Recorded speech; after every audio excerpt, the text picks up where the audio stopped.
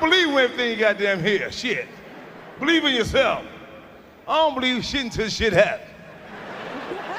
You know, no, I can't believe the fucking kids. Everybody talking about kids. Everybody talking about how bad kids is. You know it's bad. But see, you can't say kids bad. I say it for you. These motherfuckers bad. I will fuck a kid up. Don't get mad at me. I'm just saying what you can't say. You feel the same goddamn way I feel.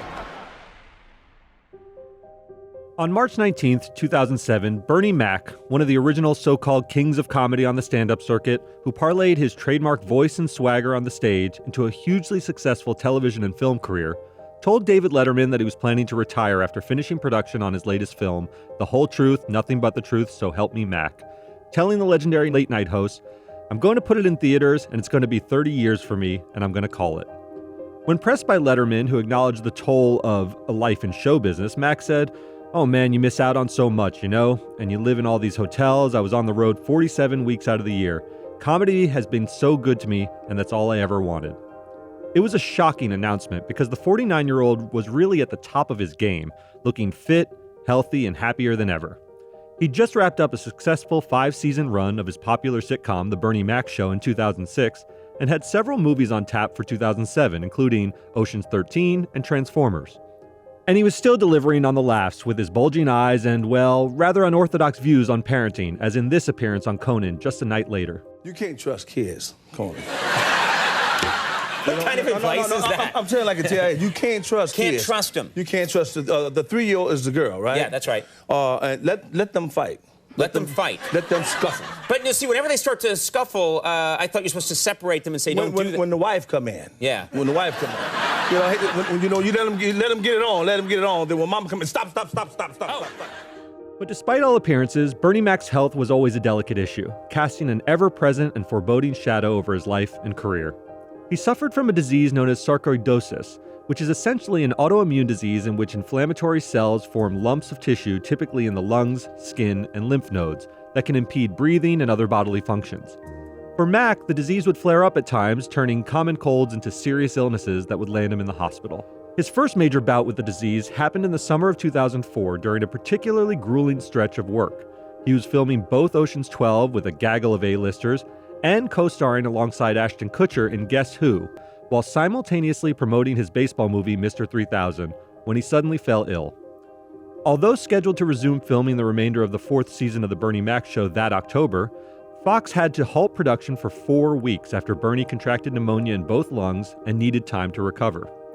He eventually would recover, but the brush with his own mortality seemed to shake him up enough to start thinking about slowing down. Of course, slowing down is a relative concept for a consummate performer like Mac, who'd been tirelessly working in comedy clubs since the late 1970s and only really found his footing in the entertainment industry in the 90s when he was already in his mid to late 30s. He knew the grind of comedy very well and understood how important it was to hustle and strike while the iron's hot, cashing in on what is usually just a fleeting moment of mainstream success. And with the disease essentially in remission after the 2004 health scare, Mac continued working, releasing 3 movies in 2005, filming 3 more scheduled to come out in 2007, and booking a handful of others to come out after that. Aside from the announcement on Letterman, it hardly looked like Bernie Mac was ready for retirement. Then, on July 19, 2008, Mac was admitted to Northwestern Memorial Hospital in his hometown of Chicago. With his immune system already compromised, Mac got a further infection that required further medication and eventually contracted pneumonia again. After about a week in the hospital, he was placed on a ventilator as the doctors tried to get his fever and breathing under control. His sister-in-law, Marianne Gossett, said, quote, "He was critically ill when he was in the hospital. He was in intensive care the whole time." On July 31st, his wife, Rhonda McCullough, communicated with her husband for the last time, telling him, quote, "I'm here. I'm waiting for you. I'll take care of you. Just don't die. Don't die. Don't die." And on August 8th, Mac's sister looked at her brother, recalling that he opened his eyes briefly while she told him, "Don't leave me. I'm waiting for you to come back." She said Bernie just shrugged his shoulders, and that's when she knew he was tired of the fight. The next day, Mac's heart stopped while doctors tried to insert a feeding tube. And although doctors were able to resuscitate him once, his heart stopped again, and this time, he wasn't able to make it back. Bernie Mac was just 50 years old. I'm Derek Kaufman. I'm Jason Beckerman. And this is Last Days, Bernie Mac.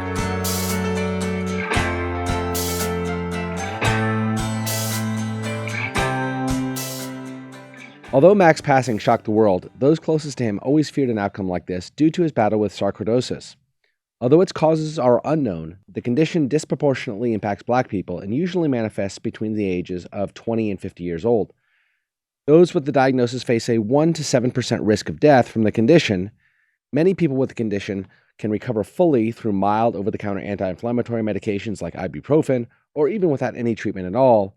Others with more serious cases may be prescribed stronger steroids, like prednisone, to help keep the inflammation under control. The pulmonary risks that include the kind of interstitial lung disease that led to Mac's bout of pneumonia, however, are much more serious, resulting in 122,000 deaths worldwide in 2015 alone. And Mac did his best to manage the disease, instituting strict protocols on his film and television sets to minimize the risks of getting sick and ending up in the hospital.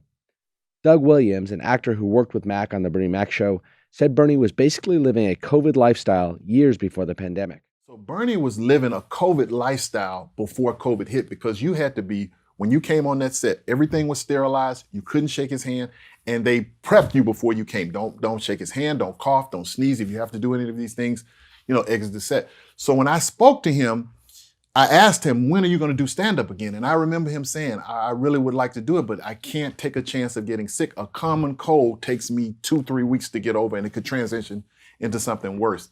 So when I heard that he was in the hospital, I knew then how serious it was, because he told me, if you ever hear me being sick or in the hospital, chances are it's going to be a fight for me. Even with such measures in place, however, film sets inevitably involve lots of interactions between various people, including actors, crew members, and other personnel. The risk cannot be eliminated entirely, which is one of the reasons film and television sets shut down during the pandemic.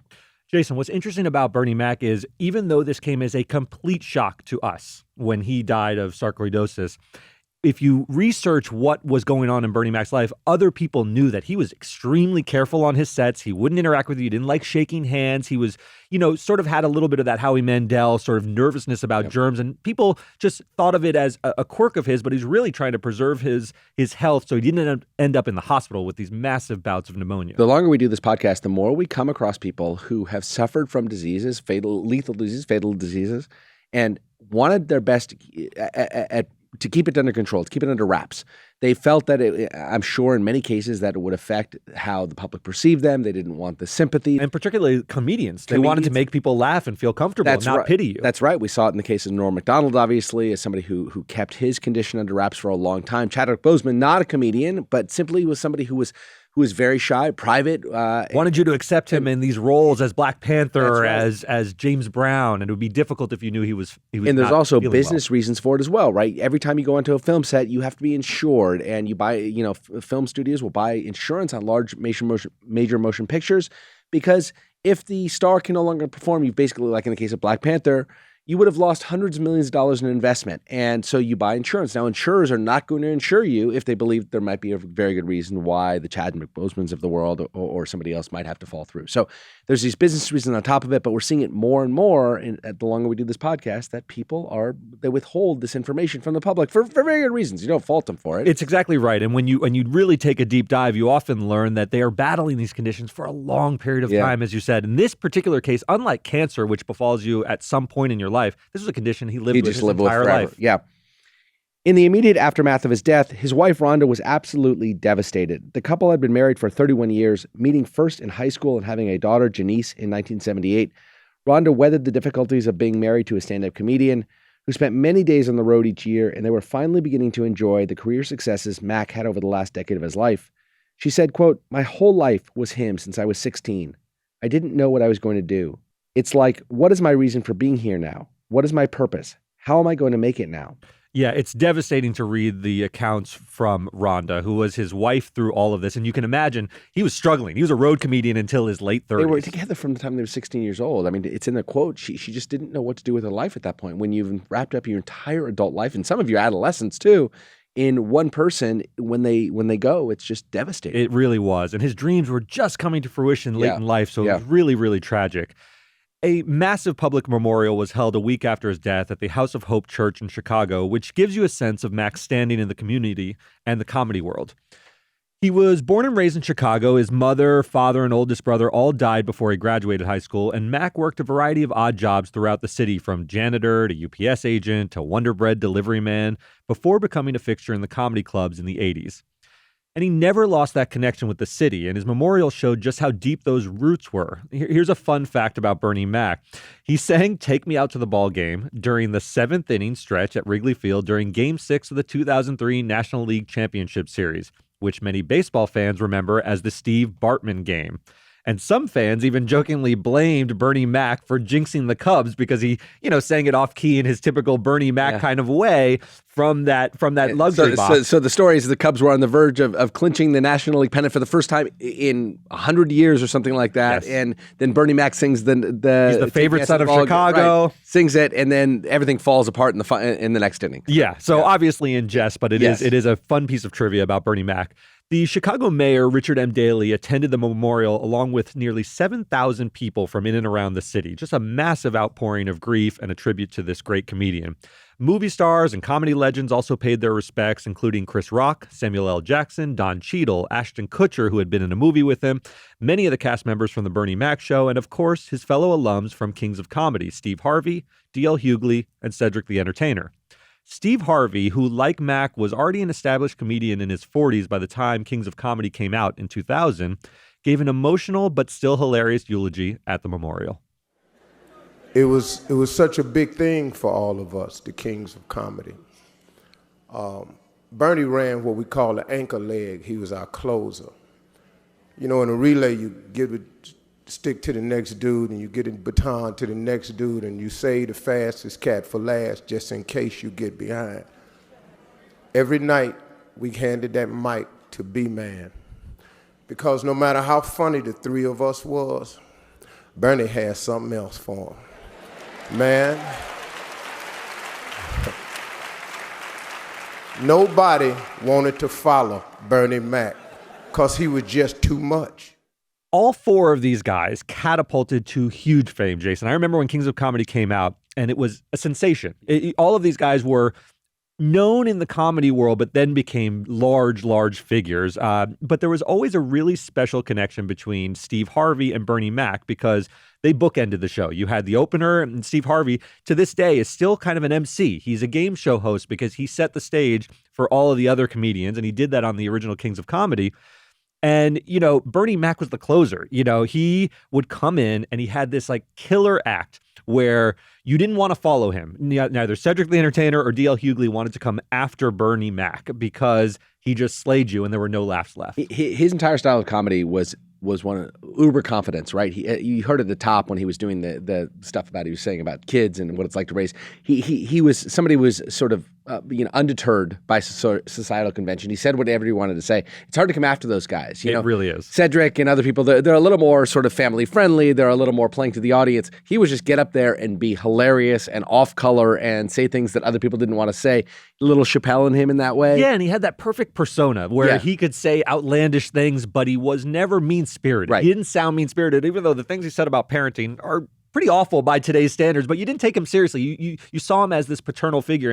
And D.L. Hughley and Cedric the Entertainer, who were a little bit younger than Steve and Bernie Mac, also seemed to look up to those two guys. Right. And it was a very, very special bond between all four of them that carried on into later in their career.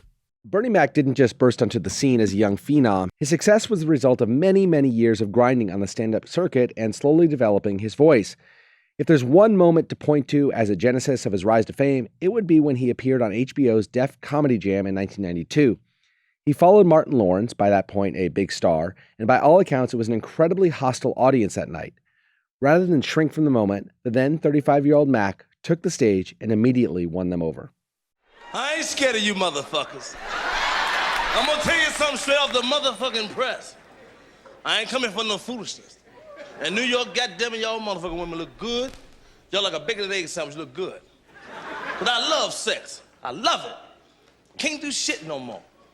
And I'm blessed.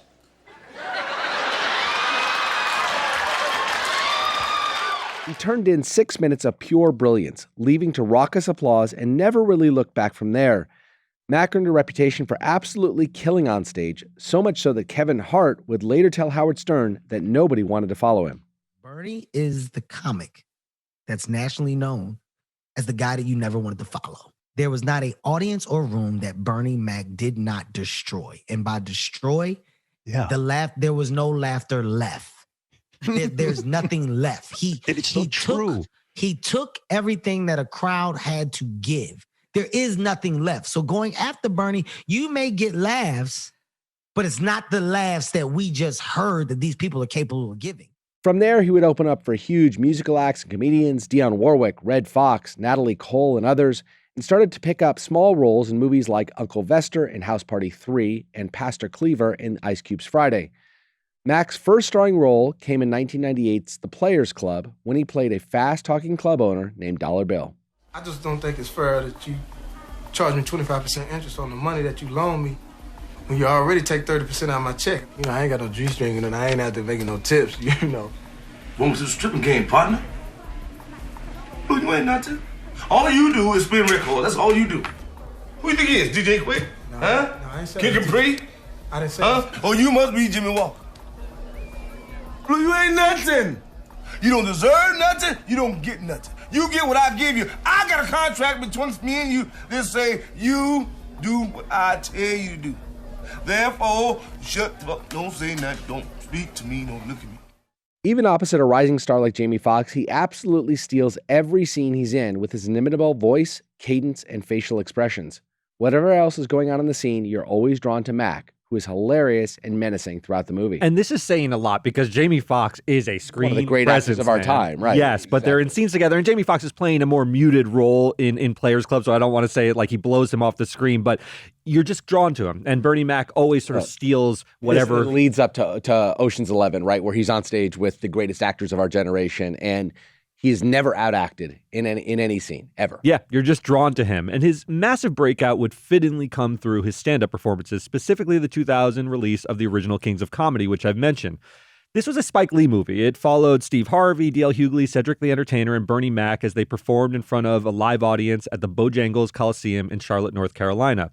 Now, I want to delve into this. The routines are all very, very different. Each comedian offers their take on Black culture, race relations, religion, sex, and family. And Mac, as I mentioned, is the closer, and he's probably the most autobiographical of the four of them. He weaves between bits about his decreased sex drive because he's entering middle age. There's an extended routine about raising his sister's children when she went to a drug treatment facility, and that included his classic milk and cookies story. Now I'm telling your short ass he can't have no goddamn milk cookies. Get your punk ass upstairs before you get fucked up around here. Or she gonna look at me like I'm short, you know.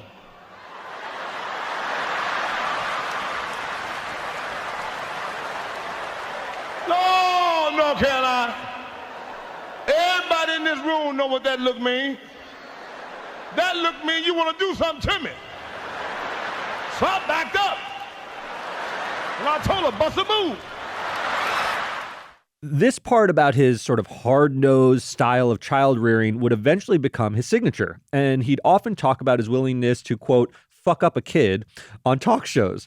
But he pulled it off so deftly, Jason. I say it, and it's even hard to say fuck up a kid and not laugh because of the way he delivered that. And he's not talking about really beating them up. He's just talking about being a strict parent and seeing sort of the styles of parenting move away from that. Yeah, I don't even know it's so much of a parenting style as much as like his relationship with children is that they're pains in the asses and he doesn't really have time to put up with them. And, you know, you and I have kids and they're pains in the asses a lot of the time, but we put up with them and we do, you know, deal with all of it. He's like, I don't play those games and I'm willing to fuck up a kid. It's so funny, yeah, because he's taking you through a pretty dark thought. By all indication, he's one of the sweetest guys ever, and you know he's just joking. Jokes are for comedy, and he pulls them off. He gets away with it. Exactly. So the movie ends up grossing around $38 million. It had just a $3 million budget. It ranked as the second highest grossing film in the opening weekend, only behind The Cell, which was a big budget sci-fi thriller with Jennifer Lopez. To give you a sense, this is a stand-up comedy movie, and it's number 2 at the box office. So it was a sensation. 13-1 box office over cost is over budget is pretty impressive. Pretty you don't impressive. see that very often. Absolutely. So Mack would end up parlaying his fame from the original Kings of Comedy into a significant film and television career. In 2001, Fox greenlit his sitcom, The Bernie Mac Show, which was loosely based on stories in his stand-up routine about raising his sister's kids. Mack would brilliantly adapt and parody real stories from his life, often breaking the fourth wall to speak directly to the audience and highlight his comedic take on domestic issues. The show also expertly buffed down some of the rougher-than-less PC elements of his routine into family-friendly fare suitable for network television, without ever losing the essence of Mack's comedic voice and rhythm, as in this scene in which he gives advice to his young nephew about defending himself against some bullies. Now listen, the first thing you need to know about defending yourself is to avoid a fight in the first place. And what I mean by that, man, if somebody start picking on you, you got to show you can take it. You got to come right back and start picking on them. How do I do that? Well, you can start by insulting their mama. What if I don't know his mama? We're talking about universal mamas here, Jordan. It applies to all mamas. You got to be inventive.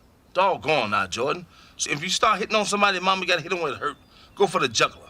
If their mama's fat, you got to say something like, your mama's so fat, I poured half a cup of water in the bathtub, and when she sat down, it overflowed. Uncle Bernie, that's me. What if I like his mama? You don't know his mama, Jordan. How you gonna like somebody you don't know? What if his mama's dead? His mama being dead ain't got nothing to do with it. What you sitting there talking about mama dead for? The show ran for 5 seasons and garnered Mack 2 Emmy Award nominations for Outstanding Lead Actor in a Comedy Series. You know, he had huge television success. The Bernie Mac Show was very big. It parlayed that whole parenting style into a network show.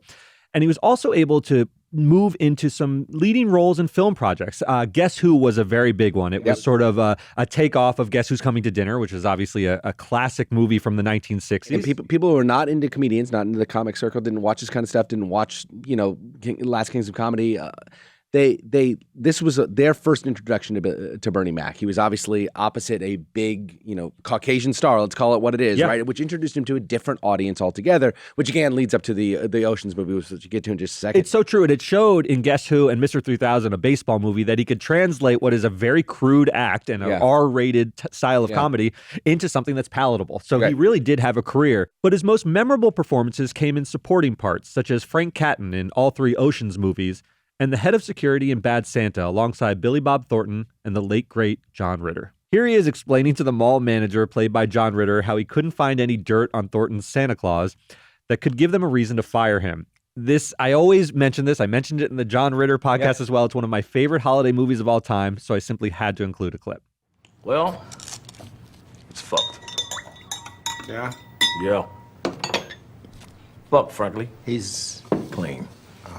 As a fucking whistle. Nothing. No. Oh. Nothing. I mean shit. Yeah. He curses. Yeah? But never around children. Oh. No criminal record. Yeah. No parking tickets, for Christ's sake. Nothing. No bad habits even. Oh. Sex, yeah. But man is a sexual being. Yeah. Fucking Darwinian. No. Can't do shit about that, Jack. No. Hell, I wouldn't want to. No, of course not. I'm not advocating celibacy. Hope not. It'd be the end of fucking human race.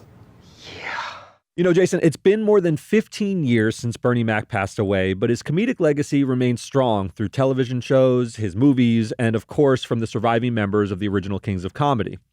Although Steve Harvey spoke movingly about Bernie Mac during his eulogy, the speech came from a place of mutual respect for their craft of comedy. The 2 men, as I mentioned, were born in the same year, and they truly felt like equals during that tour. Cedric the Entertainer and D.L. Hughley were the young upstarts, each around 6 to 7 years younger than the other 2 men, and you could hear the differences in their brand of comedy. It also created this paternal dynamic, and the men, particularly Hughley, really looked up to Bernie Mac as a mentor and a role model in the comedy world. And so I wanted to give Hughley the final word when he spoke about what Bernie Mac represented to him at that formative time in his career. The hardest thing for a black man to do is to be an individual. Is to stand on your own and to say what you mean and to not be influenced by anybody, to make your own mind up and your own way. And Bernie Mac was a man, believe me when I tell you. He stood on his own. He said what he believed. He used to always say, I don't care if you like me, I like me. He said, I walk alone all the time. I'm gonna tell you like a T.I. is. I've never been more influenced by another comedian, and I'm more proud of him, not for the things that he did on stage, but truly for the man he was. And I'll say this. I'm sad because I never got a chance to tell him how much I loved him. But if you love somebody, you make sure you tell them. Here, thank you now. Here.